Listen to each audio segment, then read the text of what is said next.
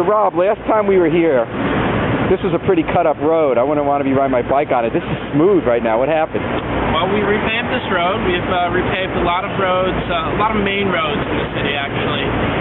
Downtown roads and some of the more heavily trafficked roads. Chapel, way up in West River, Sherman, down by Hill House. Typically, we do about 4 or 5 miles per year. It's a little bit less this year because of the price of asphalt. We've done probably about 2/3, maybe a little.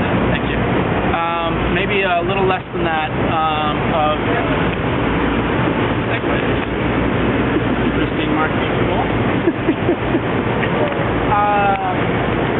Maybe about half to 2/3 of the paving we'll do this year. We've already accomplished. What percentage are we hitting? If we're doing close to 5 miles this year, how many miles do we need to do to really get rid of the problem, potholes in the city? Well, I'm not sure you're ever going to get rid of that problem. You're always chasing it. We have about 220 miles of roads that the city is responsible for within the city of New Haven. That doesn't count highways and state roads, which the state has to worry about. About 220 miles. If we do 4 or 5 miles a year, it's only a small portion of it. But how many are chewed up? They come in. There's a gradient. It's hard to say exactly. Rob, how are you going to make sure that York Street doesn't get all chewed up again?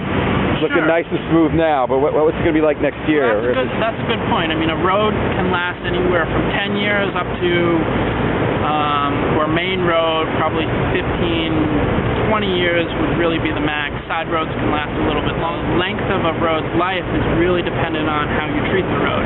And by that I don't mean just vehicle traffic, which does have an impact, but the biggest thing is road cuts. When you cut into the road, you compromise the integrity of the road, and so we want to minimize the number of road cuts, and that's coordination with utility companies. But because they're inevitable, what we really want to focus on is how well they repave the roads after they do a road cut. And that's something we're trying to pay a lot more attention to now.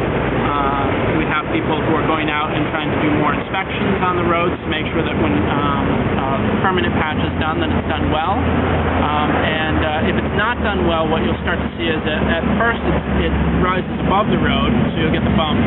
And then as it wears, it will actually become a dip as it settles.